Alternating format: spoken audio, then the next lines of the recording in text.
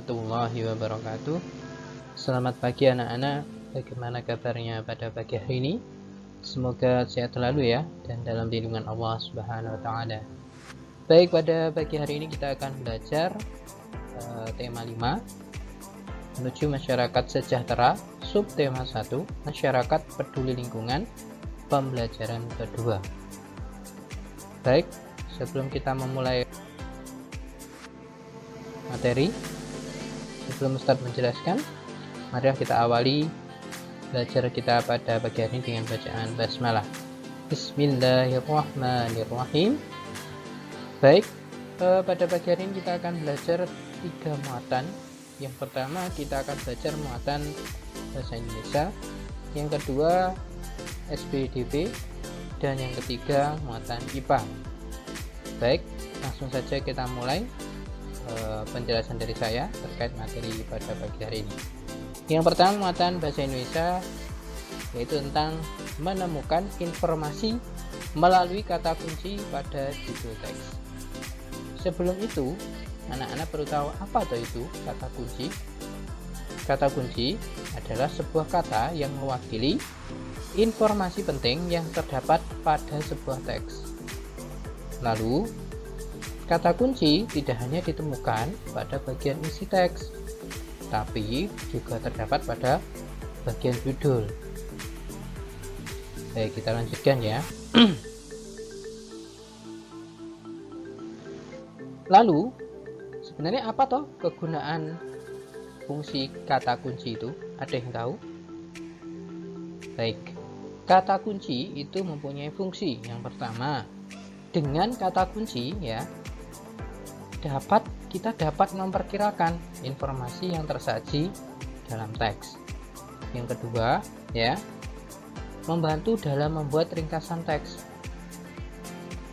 Dan yang ketiga, membantu mendapatkan informasi awal pada teks. Selanjutnya, ini ada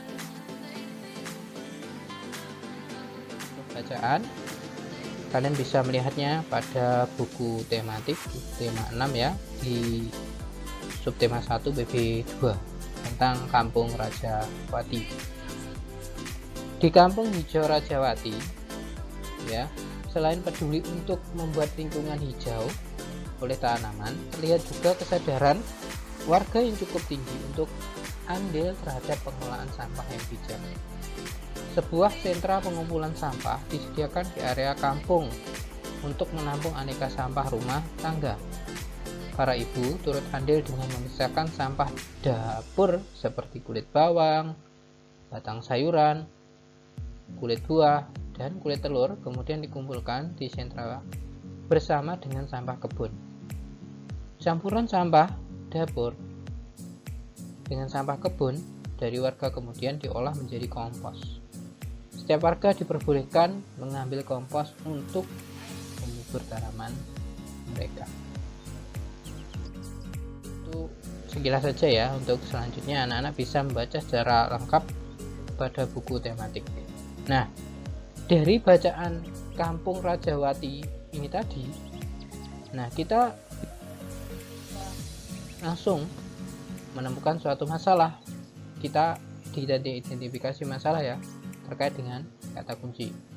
Yang pertama, apa judul bacaan di atas? Itu yang pertama permasalahannya. Yang kedua, atau yang masih kelanjutannya, apa kata kunci pada judul bacaan di atas anak-anak? Ya. Yang berikutnya, apa saja isi dari bacaan yang apakah sudah sesuai dengan kata kunci yang kamu sebutkan? Nah, ini. Selanjutnya ada juga yang kedua, identifikasi masalahnya. Bagaimana dengan pengelolaan sampah di sekitarmu? Nanti anak-anak bisa menjawabnya.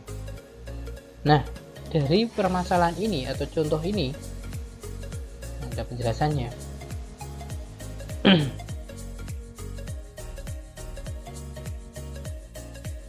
Yang pertama, kita bahas dari permasalahan tentang judul bacaan. Tadi kita sudah membahas judul bacaannya, yaitu Kampung Rajawati. Lalu kata kuncinya apa? Ya, benar. Yaitu Kampung Rajawati. Nanti kalian tidak selalu menemukan suatu bacaan yang langsung ada kata kuncinya. Kalian harus membacanya dulu dari awal sampai akhir untuk menemukan kata kunci. Karena kata kunci itu kadang ada di judul, kadang kalian harus membacanya dari awal sampai akhir di bagian isi untuk menemukan kata kunci. Jadi kata kunci itu tidak banyak, hanya beberapa kata saja atau 1-2 kata saja. Nah, isi bacaan tersebut berdasarkan kata kunci, yaitu kondisi lingkungan di Kampung Rajawati. Itu ya kata kuncinya. Kemudian dari permasalahan yang kedua, yaitu bagaimana pengelolaan sampah, ya isinya, yaitu sampah di daerahku dikelola dengan baik. Sampah organik itu diolah menjadi pupuk, sedangkan yang sampah anorganik itu diolah menjadi bahan kerajinan, semisal tas dari bekas kemasan deterjen. Bisa. Oke, selanjutnya. Nah, untuk selanjutnya anak-anak, nanti tugasnya ya kalian berlatih mengerjakan soal pada LKS halaman 13-14. Di situ ada beberapa pertanyaan. Ya, kalian jawab seperti cara menjawabnya seperti contoh tadi. Di sini ada permasalahan yang pertama, apa judul dan kata kunci pada bacaan pada LKS halaman 13 sampai dengan 14. Itu yang pertama. Yang kedua, permasalahannya nanti anak-anak silahkan tuliskan isi bacaan pada bacaan halaman 13 sampai 14 ya. Itu tugasnya untuk yang muatan bahasa Indonesia. Oke, selanjutnya kita masuk ke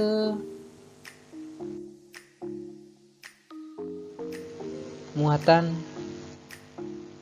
SPDP. Tentunya kalian tidak asing dengan yang namanya menyanyi ya. Kalian pernah menyanyi pastinya. Dalam menyanyi itu tentu yang namanya ada interval. Apa tuh interval? Ada yang tahu? Ya, interval nada adalah jarak antar nada dengan nada lain. Jadi antara nada satu dengan yang lainnya itu ada jarak, namanya interval nada. Nah, interval nada itu ada yang bernilai 1 dan ada yang bernilai setengah. Jadi ada 2 ya. Interval nada itu ada yang bernilai 1 dan ada yang bernilai setengah. Yang berikutnya, interval nada juga bisa dilihat dengan menggunakan notasi balok atau not balok. Nah, di sini kita akan belajar tentang interval nada mayor dengan intervalnya. Ini nada dasarnya aja ya. Jadi intervalnya 1, 1, setengah, 1, 1, 1 dan setengah.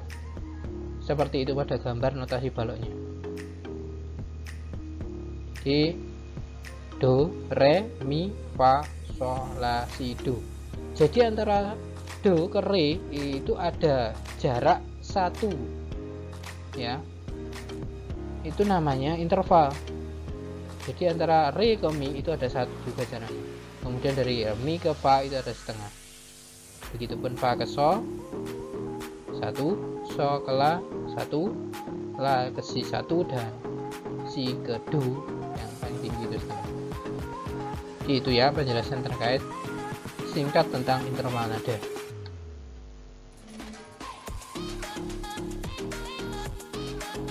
Nah, kita beranjak ke muatan IPA. Nah, anak-anak sekarang pasti sudah merasakan yang namanya ada perubahan pada diri kalian. Yang perempuan mungkin sudah mengalami masa pertumbuhan dan perkembangan. Yang dulunya belum bisa menulis, sekarang sudah bisa menulis. Nah, yang dulunya suaranya kecil, sekarang suaranya sudah membesar. Nah, pada kali ini kita akan belajar tentang masa pubertas ya. Ada yang tahu masa pubertas itu apa? tanpa kalian sadari, sebenarnya kalian itu sudah merasakan yang namanya masa pubertas. Lalu masa pubertas itu adalah apa? Jadi masa pubertas itu adalah masa di mana terjadinya perubahan fisik dan, ini maksudnya dan ya, mental kalian, laki-laki maupun perempuan, yang disebabkan oleh hormon. Lalu yang berikutnya, masa pubertas disebut juga dengan masa akil balik atau dewasa. Yang ketiga, masa pubertas dapat diartikan masa peralihan.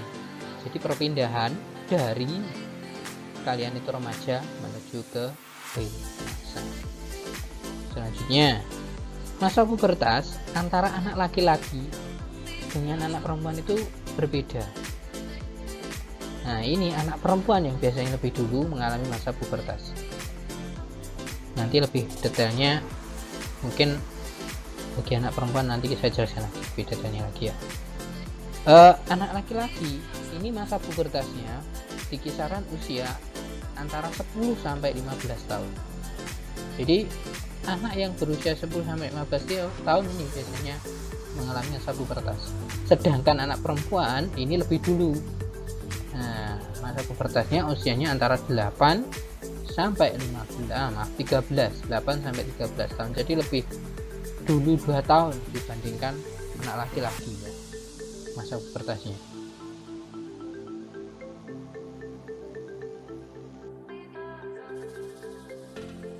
Oke, kita lanjutkan. Nah, pada masa pubertas baik anak laki-laki maupun anak perempuan mengalami 2 jenis perubahan. Lalu apa perubahan yang pertama? Ya, yang pertama itu perubahan primer. Apa tuh perubahan primer itu? Ada yang tahu? Nah, jadi perubahan primer itu adalah disebut juga perubahan utama yang terjadi di dalam tubuh. Maksudnya bagaimana? Ya, kayak misalnya bagi anak perempuan sudah mengalami masa haid atau datang bulan, itu namanya perubahan primer. Kemudian yang kedua adalah perubahan sekunder, disebut juga dengan perubahan fisik atau perubahan ciri-ciri yang tampak. Jadi ketika orang lain melihat itu biasanya terlihat dari luar, kelihatan perubahannya, ada laki-laki maupun perempuan ya. Saya akan berikan satu contoh aja. Yang kelihatan itu pada laki-laki itu dada menjadi bidang. Kalau perempuan itu dada menjadi membesar. Itu salah satu contoh perubahan pada perubahan sekunder. Jadi berbeda antara perubahan primer dengan perubahan sekunder ya. Nah, nanti tugasnya anak-anak di akhir nanti setelah mempelajari video ini, nanti tugasnya ini ada 2 nanti ya. Nanti untuk ini muatan IPA, ini amati anak-anak, amati antara gambar A dan gambar B. Lalu analisislah perubahan primer apa dan sekunder, perubahan primer dan sekunder pada gambar A dan B. Nanti kalian bisa nyari dari berbagai sumber, bisa dari internet, atau kalian amati aja dulu. Nanti kalian tulis hasilnya, mungkin kalian store ke saya. Jadi di sini tugasnya kesemuanya ada 2. Yang pertama nanti tadi adalah tentang muatan bahasa Indonesia. Yang kedua ini adalah muatan IPA. Jadi anak-anak kerjakan dengan sungguh-sungguh. Baik, untuk pembahasannya, untuk penjelasannya saya kira cukup.